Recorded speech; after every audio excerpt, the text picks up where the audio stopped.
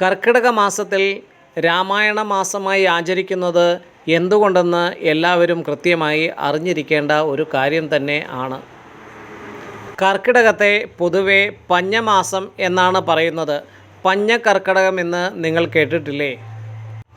യഥാർത്ഥത്തിൽ ശ്രീരാമ അവതാരവും കർക്കിടക മാസത്തിൽ അല്ലതാനും. സൂര്യൻ ഉത്തരായനത്തിൽ നിന്ന് ദക്ഷിണായനത്തിലേക്ക് പ്രവേശിക്കുന്ന മാസമാണ് കർക്കിടക മാസം. വളരെ വ്യക്തമായി പറഞ്ഞാൽ മനുഷ്യൻ്റെ ഒരു ദിവസം എന്ന് പറയുന്നത് ഒരു രാത്രിയും ഒരു പകലും, അതായത് 24 മണിക്കൂർ ആണല്ലോ. അതുപോലെ പിതൃക്കളുടെ ഒരു രാത്രിയും ഒരു പകലും എന്ന് പറയുന്നത് 14 ദിവസം കൂടുന്ന ഒരു കറുത്തവാവും അതേപോലെ 14 ദിവസം കൂടുന്ന ഒരു വെളുത്തവാവും ചേർന്ന 28 ദിവസമാണ് പിതൃക്കളുടെ ഒരു പകലും ഒരു രാത്രിയും. അങ്ങനെ ചേരുന്നതാണ് പിതൃക്കളുടെ ഒരു ദിവസം. ദേവന്മാരുടെ ഒരു ദിവസം എന്ന് പറയുന്നത് മനുഷ്യരുടെ 6 മാസം കൂടിയുള്ള ഉത്തരായന കാലമായ പകലും മറ്റ് 6 മാസം കൂടിയുള്ള ദക്ഷിണായന കാലമായ രാത്രിയും ആണ്. കൃത്യമായി പറഞ്ഞാൽ മകരസംക്രാന്തി മുതൽ കർക്കിടക സംക്രാന്തി വരെയുള്ള കാലം ഉത്തരായന കാലവും കർക്കിടക സംക്രാന്തി മുതൽ, അതായത് ഇപ്പോൾ തുടങ്ങുന്നത് മുതൽ മകരസംക്രാന്തി വരെയുള്ള കാലം ദക്ഷിണായന കാലവുമാണ്. ഇതാണ് ദേവന്മാരുടെ ഒരു ദിവസം. നിങ്ങൾക്ക് ശ്രദ്ധിച്ചാൽ മനസ്സിലാക്കാൻ സാധിക്കും. ദേവന്മാരുടെ പകലായ അവർ ഉണർന്നിരിക്കുന്ന ഉത്തരായന കാലത്തിലാണ്. അതായത് പ്രകൃതിയിലെ പ്രപഞ്ചത്തിലെ ഈശ്വര ശക്തികൾ ഉണർന്നിരിക്കുന്ന സമയത്താണ് ഉത്സവങ്ങൾ, കലശങ്ങൾ, പൂജകൾ ഒക്കെയും പ്രധാനമായും നടക്കുന്നത്. നമ്മൾ വൃശ്ചിക മാസത്തിലെ മണ്ഡലകാല മകരവിളക്ക് മഹോത്സവം എന്ന് കേട്ടിട്ടില്ലേ? അതെന്താണെന്ന് അറിയാമോ? ദേവന്മാരുടെ ബ്രഹ്മമുഹൂർത്തം ആണ് അത്. ദേവന്മാർ അവരുടെ പ്രഭാതത്തിൽ എഴുന്നേറ്റ് കുളിച്ച് സന്ധ്യാവന്ദനാദി ക്രിയകൾ ചെയ്യുന്ന സമയമാണ് അത്.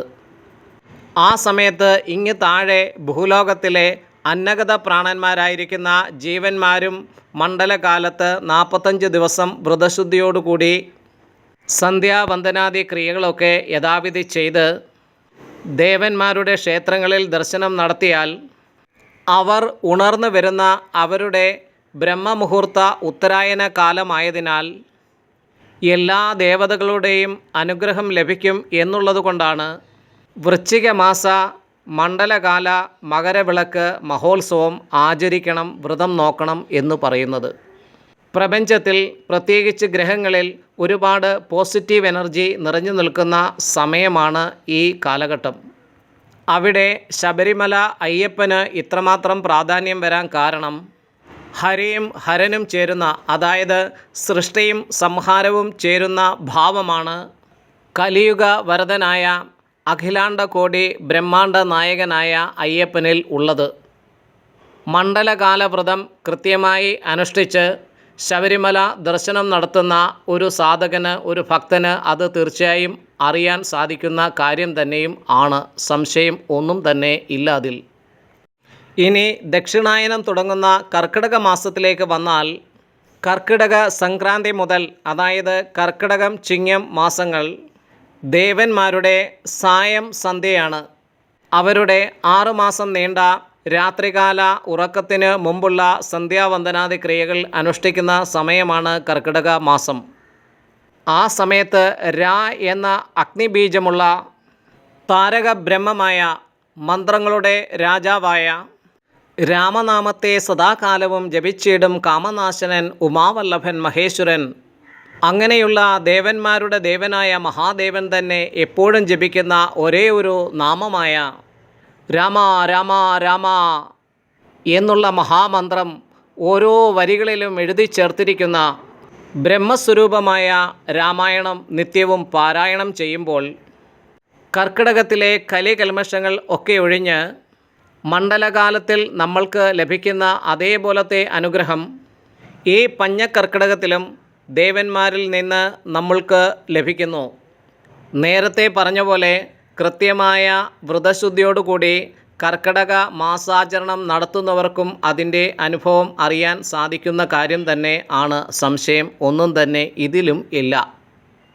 ദക്ഷിണായനത്തെക്കുറിച്ച് നമ്മൾക്ക് അറിയാൻ ദേവന്മാർ ഉറങ്ങുന്ന സമയം എന്ന് പറഞ്ഞല്ലോ.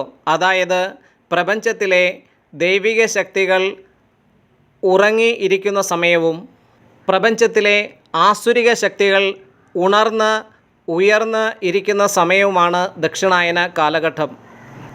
ഒന്ന് നിരീക്ഷിച്ചാൽ അറിയാൻ സാധിക്കും. വിഷ്ടിയിലായാലും സമഷ്ടിയിലായാലും, അതായത് നമ്മുടെ ശരീരത്തിലായാലും പ്രപഞ്ചത്തിലായാലും അത് കാണാൻ സാധിക്കും.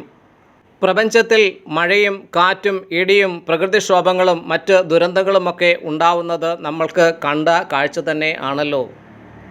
ഈ സമയങ്ങളിൽ ദൈവിക കാര്യങ്ങൾ, അതായത് ഉത്സവങ്ങൾ, കലശങ്ങൾ, മറ്റുള്ള പൂജകൾ ഒക്കെ വളരെ കുറവായിരിക്കും.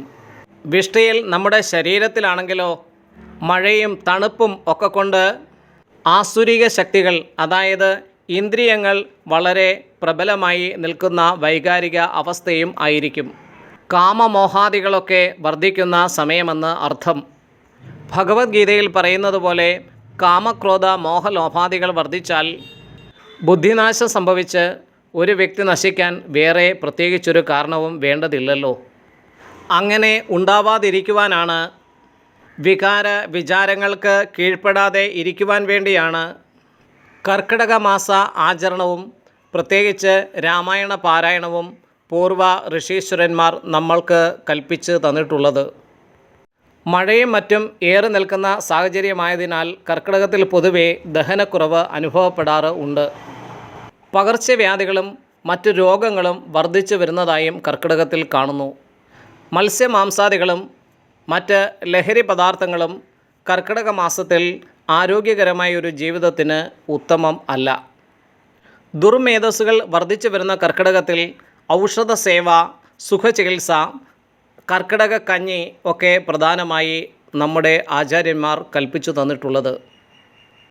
ഋതുചര്യ, ഓരോ ഋതുക്കളും മാറി വരുമ്പോഴുള്ള ഭക്ഷണക്രമം എന്നിവയൊക്കെ ഇന്ന് മനുഷ്യരിൽ നിന്ന് അന്യമായി കഴിഞ്ഞിരിക്കുന്നു. അതിനാലാണ് ജീവിതശൈലി രോഗങ്ങളും മറ്റ് ആരോഗ്യ പ്രശ്നങ്ങളും വർദ്ധിച്ചു വരുന്നത്. 2 മാസം കൂടുമ്പോഴുണ്ടാവുന്ന ഋതുക്കൾ ഏതൊക്കെയാണെന്ന് ചോദിച്ചാൽ ഇന്നത്തെ കുട്ടികൾക്ക് അറിയാൻ പോലും വയ്യ. പ്രായമായവർക്ക് അറിഞ്ഞിട്ട് വേണ്ടേ കുട്ടികൾക്ക് പറഞ്ഞു കൊടുക്കുവാൻ? അവർക്കും അറിയില്ലല്ലോ.